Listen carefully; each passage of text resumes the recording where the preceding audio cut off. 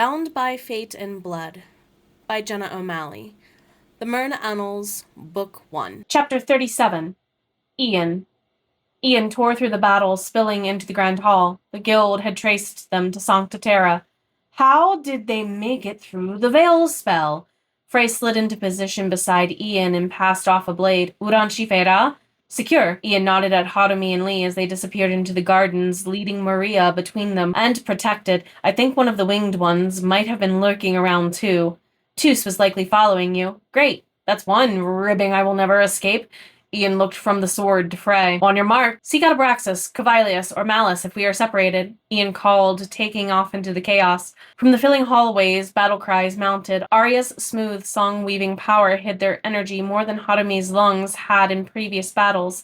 He fell into step next to Ian, striving to drown out the ringing of swords as they cut through the air and clanged in the night. Keep moving, Frey called. Keep moving, Ian called. No need to tell me twice, Frey growled, satisfied as his fangs found the jugulars of traitor Merna.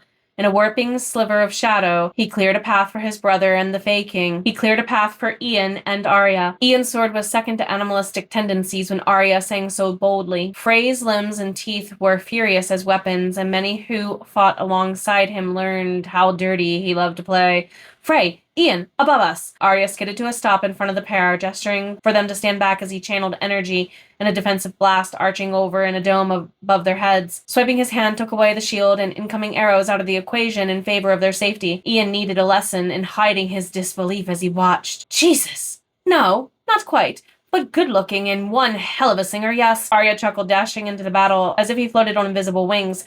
Keep up, Sunwalker. Your human feet move too slowly for us. Turning on his heel to pause and cast at Ian's legs, Arya flashed a wicked grin.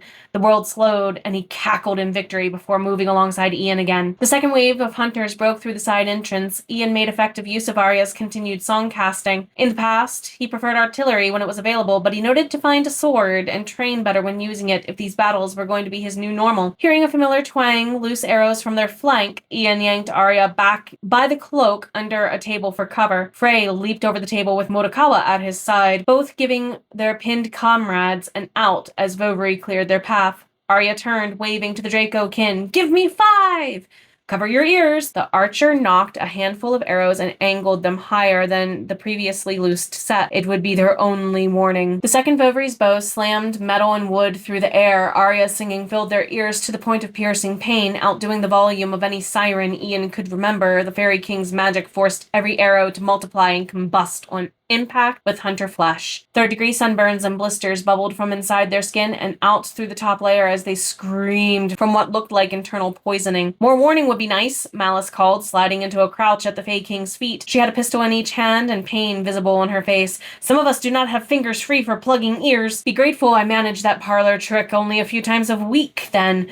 Arya kneeled behind her, gasping for air as he recovered. Motokawa and Ian also provided cover, forming a triangle with Malice. Frey ripped into the crowd, indulging in bloodlust and fury. Ian, where is Uranshi Fera? Malice asked, once Arya patted her shoulder as a signal of his recovery. Gardens. She will be protected. Shimon needs to reach her. You too. Malice accepted a pair of fresh pistols from a dead cluster of bodies along with Arya's magical blessings. If you find Shife Rochelle, pass on word, boys. Clear me a path through to Madam. I have a message for you, Sunwalker. When Arya hesitated, Ian pressed, Kufimra, should you see a wolf tonight, tell him to take you to Shelley. He will understand. Arya winked and raced after Malice, both of them blasting their attacks. Bovary joined Ian and Motokawa, gathering what arrows he could along the way. Damn it. Having his magic a little longer would have been a huge help. Ian shucked off his overcoat, employing a lightened load to swing his blade with 2 hands. How many more? Hard to tell. Cavilius said the gates were breached without warning. Motokawa worked his katana through the air, making them sing while cutting deep through leather armor and into flesh. They must have broken the veil spell, Ian said. It is impossible to pass through. Once the veil is cast by our elders, two Merna must cast the spell to undo it. Frey wiped his blood-soaked mouth with the back of his hand as they met at the main entrance. We need to find the others and fast. It seems we have traitors on the council. Any suspicions? Bovary asked, filling his quiver as they paused. Ian passed him a few more. One of them failed to vote for Neftiri. Cyrus joined them from the main entrance himself. Stackalisa does not operate in a rogue fashion, but she never arrived at the masquerade either. Her coven pulled out during the gathering. Frey cursed. Tempesh never arrived either. I fear we have our renegades, Ian growled, looking to Cyrus. Please meet Uranshi Fera in the gardens. Yanairana alerted me. Much the same, boys. She and I agreed to meet there. The dragonkin elder clapped Ian's shoulder with a squeeze. Covilius reports Bjorn and Rochelle are missing. Abraxas too. If you find them, relay word. Understood. Ian chased after the others. Bursting through the exploded entrance to Sancta Terra brought carnage to their noses. Warriors on both sides and in vast numbers lay dead and dying, but the path of battle had spread wide in a brief amount of time. Above their heads, a full moon crest into a night sky, providing light despite the storm ebbing on the horizon. Ian shook his head. Frey, Vovery, the moon. Go with Motokawa, Frey ordered, shoving Ian toward the other vampire. He slaughtered Ian with a look. If Lee does not make it tonight, I will undo you. Me? You blame me for this? We never had this scale of an attack until you came here, Frey screamed. Now is not the time, and you're drunk from satisfying bloodlust. Vovery yanked Ian away from Frey by the collar to avoid the two pummeling each other in the mud. Both of you, move it. The two pairs split to run the battlefield's perimeter in opposite directions. Ian snarled. What did I do? Frey has not been himself since Lee returned, injured from Tempesh's camp. Motokawa sheathed one of his katana and reached across the gap between them. Give me your blade. Ian did as was demanded and watched in amazement. Motokawa palmed the metal in a flaming flash. As with the first blade Ian received, this one resonated with the soft aura, and the hilt felt warm to the touch. Do not trade this one. I will not have the stamina to charge another unless we meet Shife Rochelle. Motokawa's exhaustion nuzzled into the edge of his advice. Does your flame enchant the sword? Ian asked. Consider it reinforced and nothing more. It will be difficult to break, but it may not save your life. Motokawa paused on a higher vantage point as they continued to run, his nose catching a scent on the wind with a harder, louder sniff. Ian swept the landscape in the direction Motokawa moved. He felt a female harmony nestle into his ears as a silent wind passed. Motokawa? I have both Abraxas and Bjorn's scents. Rochelle is too far away. Sounds as if she might be separated from them. Her voice is very tired. We need to hurry. Motokawa took off into the final fringes, and Ian noticed how far the battle had indeed spread. Many lives were lost on both sides in the massacre. What happens if she stops singing? He asked. Bjorn and the other untamed lichen will not resist the moon's call. He should be the only one left on the field is our hope. Motokawa zipped to a sharp left, waving his katana and encouraging Ian to follow. On their new path, the Scotsman could see Abraxas surrounded by hunters and members of Stachyles's coven turned traitor. With their battle cries pulling attention from their militant leader, Abraxas was able to move from the dirt. He gestured a spell of smoke and shadow, to which Motokawa mirrored and called a flame. Cover your mouth, Sunwalker! A pyre of poisonous ash combusted into the open air and dissipated without further warning. Any enemies who breathed the ash dropped their weapons in favor of gasping for death rattles as the vampires snapped their fingers. Well done. Abraxas praised Motokawa out of formality and to keep the samurai forever seeking to please his master. While the bond was annoying, it proved useful. Abraxas asked, Frey, Vovery. They should be eclipsing the other side of the field to join us, Ian responded.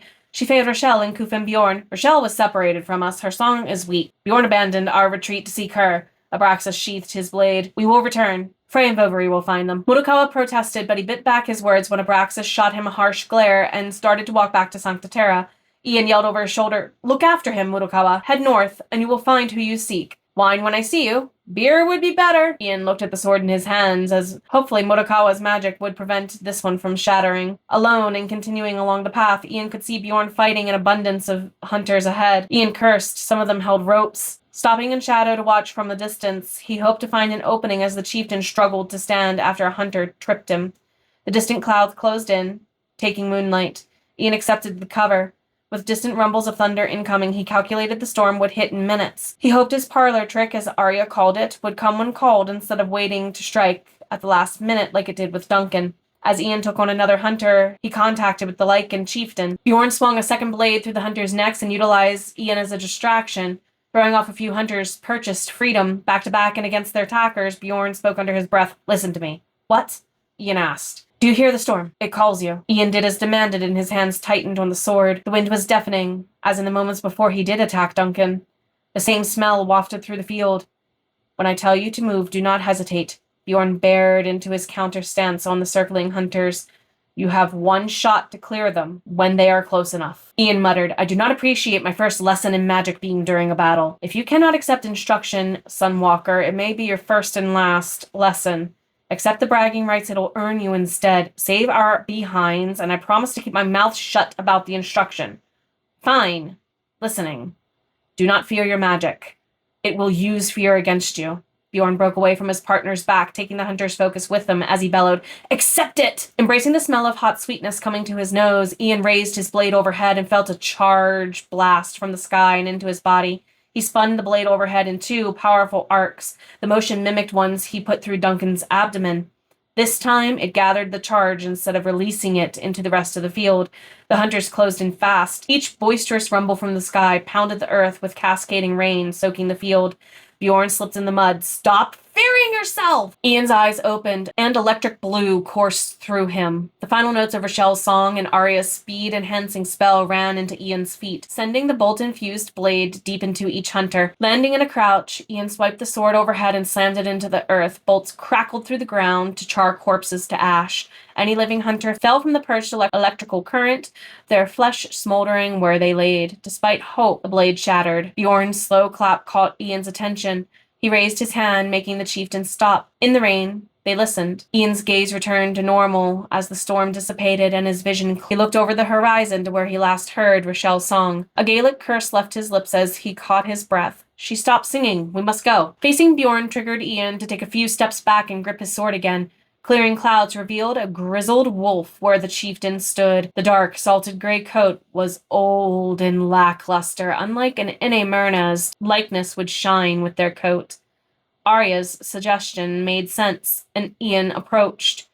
The beast was undecided about eating the Sunwalker for dinner. Bjorn's hound did not know Ian. The wolf sniffed the wind and unleashed a cold howl. Ian dropped his broken sword to the ground in supplication and bowed to the beast.